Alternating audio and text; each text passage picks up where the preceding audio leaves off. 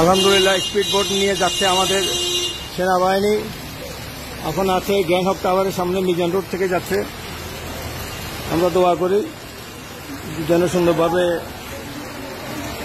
বন্যার দুর্গতদের পাশে থাকি।